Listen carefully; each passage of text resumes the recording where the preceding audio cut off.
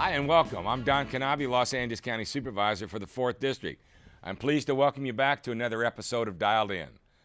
You know, the holidays can get a little crazy with all the shopping, cooking, parties, traveling.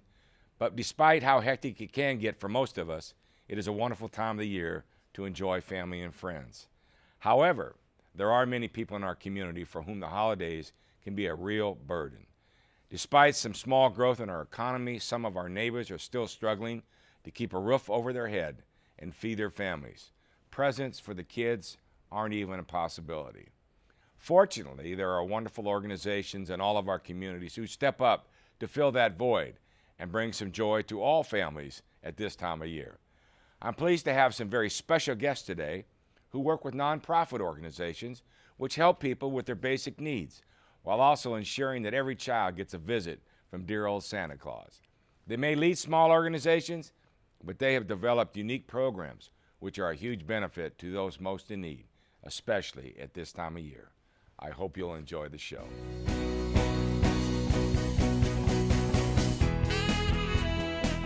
Welcome back to Dial In. My first guests are an incredible husband and wife team who have dedicated their lives to helping those who are less fortunate. Bob and Cathy Jamieson founded New Horizons Caregivers Group in 2003 to provide free and low-cost support to those who have fallen on hard times.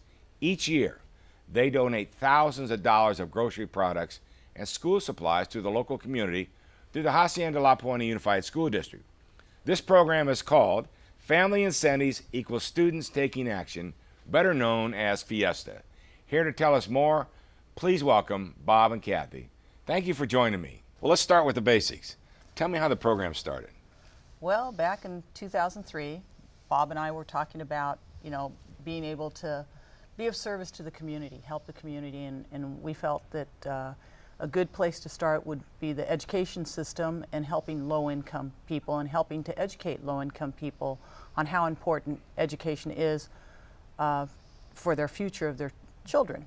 And we formed our board, and one of our board members happened to have been a teacher within the Hacienda La Puente School District, and she ended up doing at-risk youth counseling with one of the low-income areas up in the La Puente area.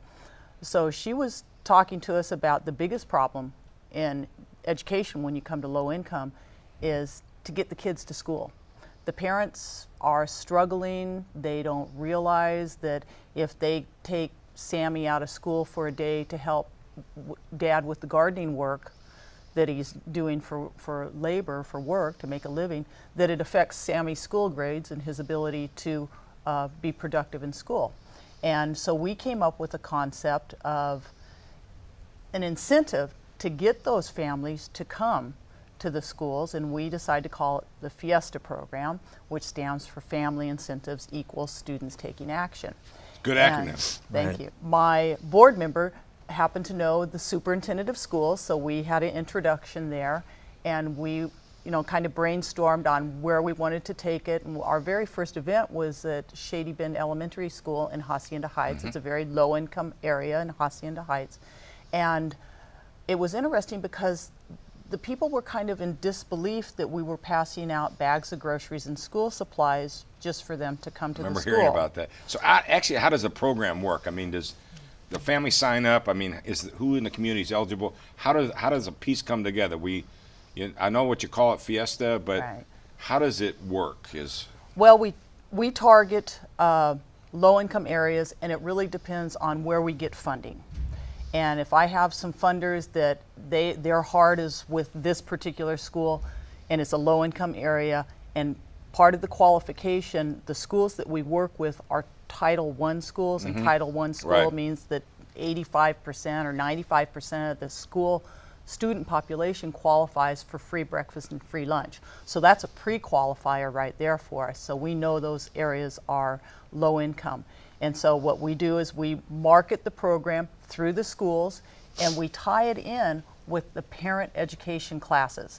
So the program works, the school marks it, come to the parent education classes. And the parent education classes are run through the schools, and they teach the parents how to help your child with testing, how to help your child with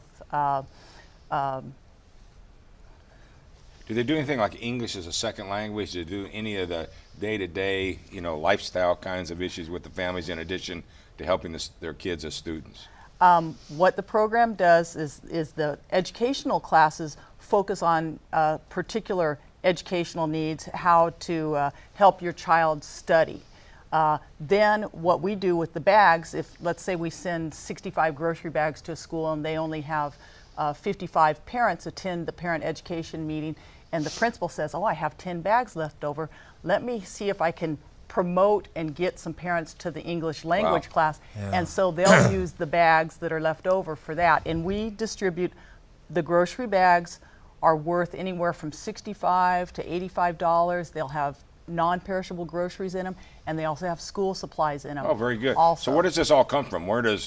Bob, is that where you come in as far as the chasing, or do you pick up? I mean, where does the food and the supplies come from? Donations? Actually, what I've ended up really doing is Cathy and I work very closely together. So as far as getting groceries from the food bank or from grocery stores or warehouse grocery stores that we work with, is that I've actually just been kind of the person that I go out and I get the groceries and support her in all of the programs and everything she's putting together.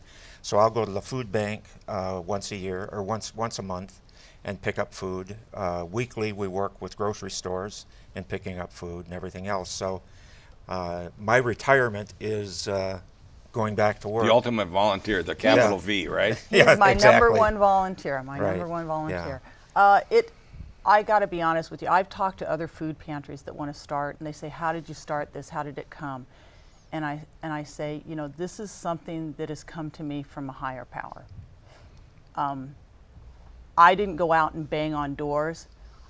It's like the Long Beach Regional Food Bank. I don't know how they found out about us, but they called us and they said, "We need distribution in this area. Would you like to come down and see how we can help you?" Yep. And I was blown away because I'm thinking, how did you find out about us? Well, I think obviously it starts with your passion and compassion, both of you, and your willingness to put something like that together.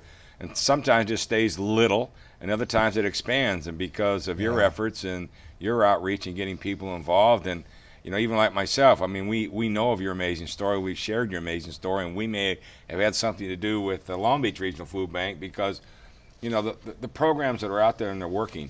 How can we encourage the community to get involved, to either support you or to let you know of needs? Is it all through the school district, or is there anything direct with the Fiesta program? During the school year, we're pretty spread thin. We're currently working with 5 different low-income elementary schools. Some are in La Puente, some are in Hacienda Heights. During the summer months, when the children are not in school, they do not have access to free breakfast, free lunch, we open our doors right there at the school district and invite any family. At the school district headquarters? At the school district headquarters, they have donated space for our food pantry, which is wonderful. That's a great cost savings right there.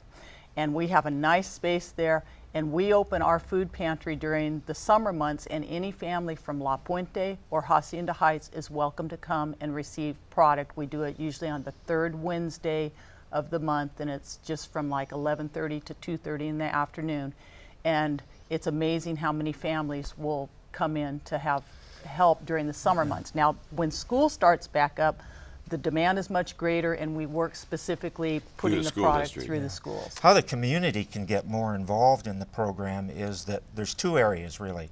There's a number of stores, grocery stores, whatever, that have a lot of food that is, it appears to be dated and they're going to throw it away or just get rid of it. Well, actually, that food is still good. We can still use it. So grocery stores, dry goods stores and everything can donate things to us. And then other businesses. Through the school district or through New Horizons? No, it'd be through New Horizons because we're a complete separate entity from the school district. The school district just donates space to us, but New Horizons has been basically opening on its own since 2003. And then those that don't have food in their stores and everything else, we can find businesses that would like to support us financially because, as you know, takes money. That idea of not having a free lunch. Right. Well, there's money supports us and keeps us going. We just appreciate all that you do. It's New Horizons Caregiver Group. is a Right. group and organization out of Hacienda Heights, the Hacienda La Puente School District. And Fiesta, what is it?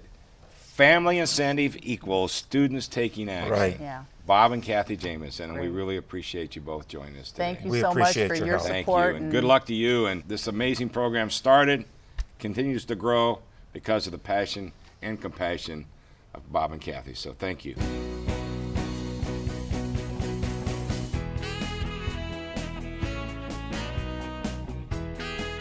Welcome back to Dialed In. My next guest is the Executive Director of Harbor Interfaith Services, Tahia Hayslet. Harbor Interfaith provides housing to those in need residing in the South Bay area. They also operate an emergency family shelter for families that have fallen on hard times and need help getting back on their feet. Thank you for joining me today, Tahia. Thank you for inviting me. Appreciate you being here. So let's start with the basics. What kind of services does Harbor Interfaith provide? Harbor Interfaith Services provide food, shelter, transitional housing, children's services, support services to the homeless and working poor in the South Bay. And what is the emergency family shelter? The emergency family shelter houses families who are in a homeless situation. They must have minor children, must be motivated to return to school, to return to work. Our goal is to enhance their skills and return them to society to be able to provide permanent housing on their own. So that motivation of school, is that to put kids in the school, or the parents to go to school, or the parents to work, or probably most of them are unemployed at the time, or how does that all work? Most of the families that come to us are unemployed. They're recently laid off from work. They've separated from a significant other, unable to afford their rent. So when they come to Harbor Interfaith, our goal is to really teach them to increase their skills, to be able to find employment, to then be able to afford rent outside of Harbor Interfaith. So we're talking about the parents. Our goal is to work with the families, the parents, to enroll in school and find employment. And so you have the ability then to allow the children to go back to school and access through LA Unified or whoever school district you're working with. Are these? I've always wondered, because you're always a busy place down there, and Yes. I've been to your programs and see what the great work that you do. Are they walk-in folks, or are they referrals from other entities, other churches or community-based groups? So, Harbor Interfaith got its start from the faith community. So a lot of what we do today come through referrals from the faith community. We have our Family Resource Center that provides food to over 18,000 people each year. 18,000? 18,000. So most people come in because they're in need of food. And so what you find is that they're unable to make ends meet. They're unable to pay their rent. So a bulk of the referrals that come to our emergency shelter are those families who initially come to us looking for food.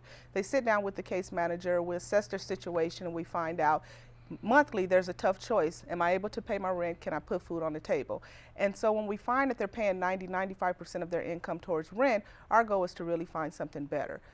If they're not able to pay their rent for that particular month, that's really, where the referrals come from. And a lot of support from the local nonprofits and just other supportive Isn't there, don't you require some sort of savings program that's very unique? Maybe you could explain to everyone what you do. I mean, I think that's a critical piece, because you're not just doing handouts, you're doing hands up. Correct. And so in order to continue to stay in our emergency family shelter, as mentioned, a family must be enrolled in school, must be working, but a big part of it is that they save 80% of their income. That income is deposited to Harbor Interfaith, and we maintain it in a bank account, and it's returned to them at the end of their stay, because that's going to allow them to pay the first and the last that's required to move into a place of their own. We also provide the weekly case management. They're required to meet with the case manager twice a week. They're required to attend life skills seminars twice a week. And all of those coupled with the savings allows them to be a good tenant when they return to the community and be able to maintain their rent outside of Harbor Interfaith. Are the services available year-round? The services are available year-round. Our emergency shelter operates year-round. So it's open to families who have at least one child under the age of 18. So they have to have a child to be able to, on the transitional living piece. You Yes. just can't walk in off the street and be homeless. You don't take the independent, you probably refer them to someplace else? We do. So we refer them to other local nonprofits who provide services to the adult population without children. But for Harbor Interfaith, we have the 90-day emergency shelter, and we also have the 18-month transitional housing program. And so together, our shelter serves 60 families on any given night, and our transitional housing another 72. So you have the capability to house 60 families Yes. on any given night. Correct. Beautiful facility down there now too. Yes, thank you. So how successful have you been in getting these families back on their feet? You've got a great track record. I think Yes. the people should know that. So 90% success rate in terms of those families who enroll in our shelter and transitional housing move on to permanent housing. And a part of our service is really to ensure that they remain in permanent housing after they exit our facilities. So we do follow-up home visits. We go out to make sure that their housing environment is safe, that they're still able to maintain their rent, because our goal is that they don't return to us because they're in a homeless situation. There are so many homeless families in need of services. So our goal, once we place them in housing, if we can follow up and conduct home visits just to ensure there's no other services they need or they're able to pay their rent, then that's one less family. And I think you know better, and I in my position, actually the homeless population has increased since 2011 through 2013. Even though everybody thinks there's a bounce in the economy, and there is, it is getting a little bit better, Yes. but there's still a lot of need. So how do you get all your resources? How do you get your food? You know, all the kinds of things you do, sheets and everything that it takes. Yeah. So a lot of the resources that we receive, the workshops that are provided to the families come from volunteers from the community. So we're always looking for those who can do budgeting and stress management. In terms of our food, we pick up food from the Long Beach Food Bank. There's a lot of service philanthropy groups who provide food, the items that we collect. A lot of the different congregations, how we got our start, provide food.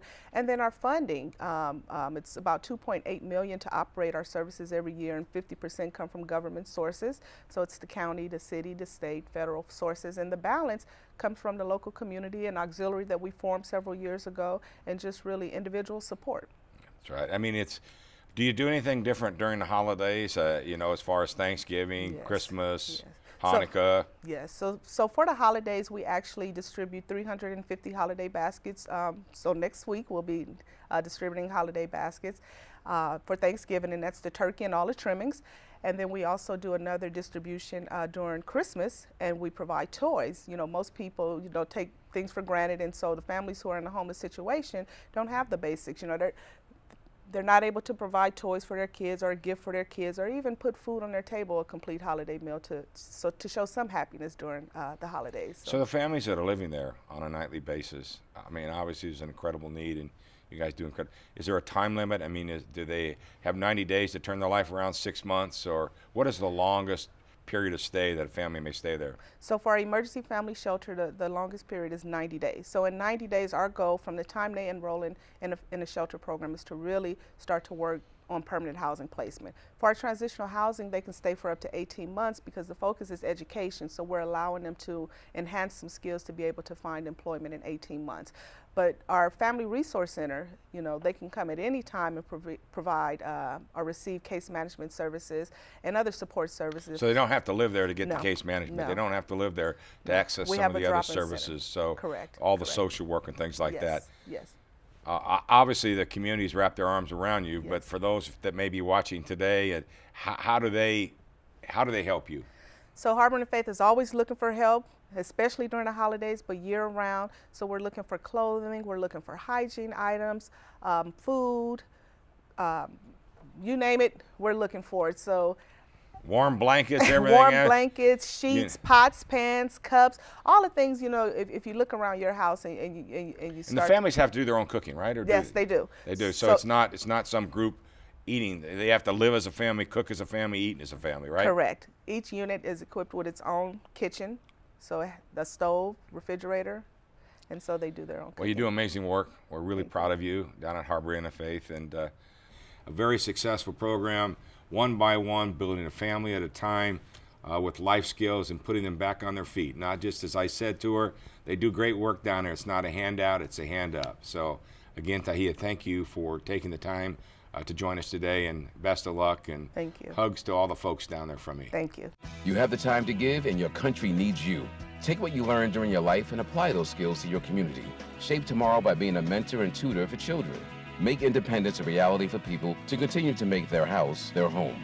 Make a difference today. Get involved. Welcome back to Dialed In. My next guest is the chairman of Project Shepherd, Mr. Mike Johnston. Since 1973, Project Shepherd has made holiday wishes come true for thousands of Lakewood residents in need. Every year, Project Shepherds operates the Teddy Bear Tree program in hopes of bringing some holiday joy to children and their families in the community. So, Mike, thank you very much for joining us today. Let's start with the basics. How does the Teddy Bear program work? Well, the Teddy Bear Tree is an offshoot and supplement to the basic program. Food is collected throughout the community. It used to be just a holiday meal. Now it's a year-round type program. And the Teddy Bear started with something to really identify what the children would look for, etc., at Christmas time, because they had no other means of, getting gifts. And so the Lakewood Rotary set up teddy bears from those people who had registered and put them on Christmas trees and have them exhibited at the local mall as well as local businesses. And individuals can go and pick out that teddy bear. It only simply has a request on it and a number, so they never know the family that is identified and so forth.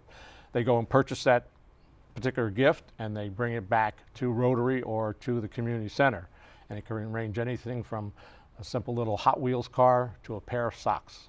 So how do the families or the kids sign up? I mean, how do they get the teddy bears to begin with? Are they available? And then they put something and they write their name and what they would like. And what happens is the families are invited to register each year at the holiday time. In this particular case, in the first week of November.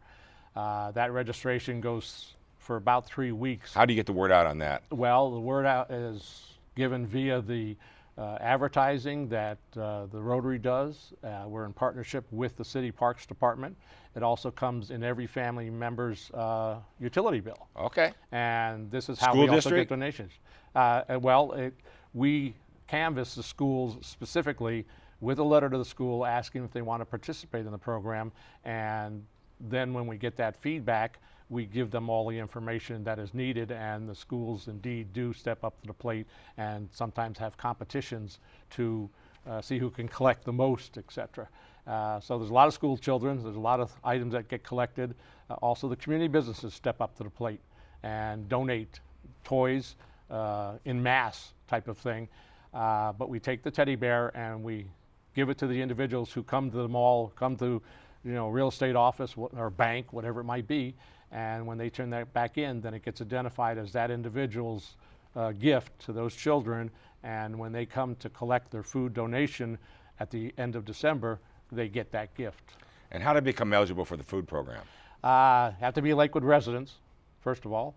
And then if you're on any kind of subsistence program, there's a means formula. You're able to identify people that have a like need. through social service. Yeah, social services and things of this sort. And I've seen it for years, although I've only been with Project Shepherd for 5 years. But as we're distributing food, families will come into the recreation center and say, how do I participate in this program, et cetera. So we don't turn anybody away. We just quickly, scatter around. I'm sitting here asking you questions like it's a new one to me, but I mean, obviously very familiar with you over the years and the Project Shepherd group and organization. You have a number of other groups within the community, Lakewood community, that also support Project Shepherd. We sure do. The Scouts just got through with their donations. They go around the beginning of the month here, and they hung requests on neighbors, doorknobs, etc., and said they would be back at a certain time and picked up food. In this particular case, it was some outrageous figure of thousands of pounds, etc., and that's the initial kickoff. Lions Club participates, and then of course the local businesses, even though they may be nationwide. The F&M banks and the Costco's and the people such as this get involved to give back to the community that they operate in. Well, maybe you can give us an example of a project, teddy bear and a gift kind of a thing that, something. I know there's some very heartwarming stories out of Project Shepherd. There sure are. We have people call all the time and so forth. First of all, we only have dry goods and canned goods available on the shelves and so forth. But last year we served over 520 families just during the holiday season. That represented more than 2,000 individuals during the holiday season. Wow. But currently we're getting close to 2 families per day that walk into the community center and say, I lost my job, my car broke down, I have medical bills, I need help, type of thing. So with that, we have instituted in the past few years assistance with utility bills, not just the holiday meal, not just some food on the pantry shelf and so forth. And part of the program is to have schools, when they donate, as part of the School Sense program, where they get credit to go shopping at the Lakewood Mall, is to have a gift card in that. And then they get credits for that, and then they can go shopping. But that gift card is used all during the year. So family comes in March, well after the holiday season, we can give them that gift card, and they can then go shopping for whatever they might need, including the milk and the bread and the eggs and things of this nature that we couldn't otherwise give them. Well, with the holidays approaching, Thanksgiving right around the corner, Christmas, obviously your efforts really pick up. And give me an idea, because all I remember is walking through one time and you all bagging things, and I mean, you had hundreds of volunteers. That's right. They come in droves, etc.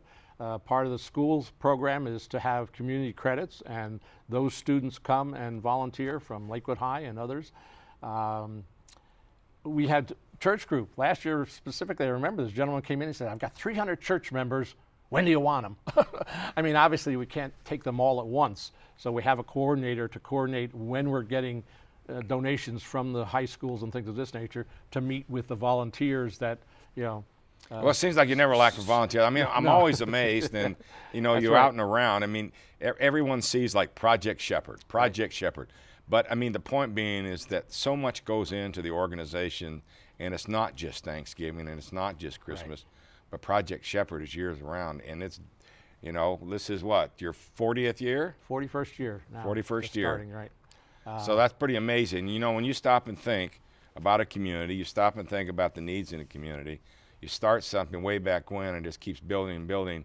And, it takes a network of folks, and that's the Rotary Club that come along. Lakewood, that does such a great job on this, but also involving all the other service organizations, the businesses in the community.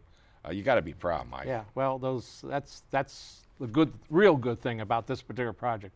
Whatever is collected, whatever donated, I mean, from the largest corporations to the smallest little grocery store, stays right there in the community and serves the people in the community. You take care of your own, and that's good. Yeah. Project Shepherd, Mike Johnston. Mike, thanks again for taking the time to be with us, and we appreciate it, and good luck to all the guys and gals, and make sure you tell everybody hello for me. I sure will. Thank you. Thank you.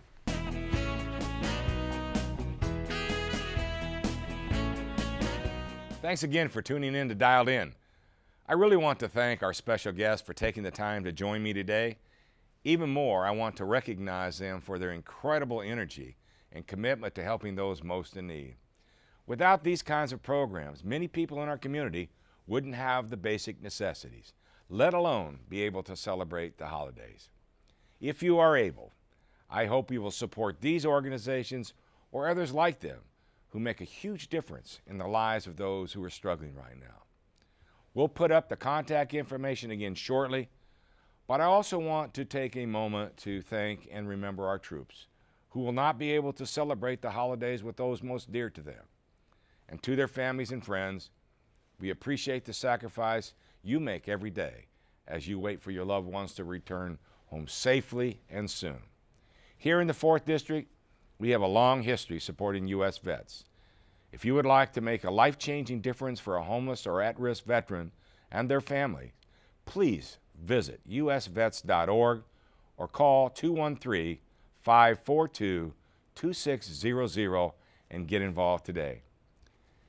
And however you celebrate the holidays, I wish you and yours peace and joy this holiday season and a healthy, prosperous new year. Thank you again for tuning in to Dialed In. We'll be back next month with an all-new show.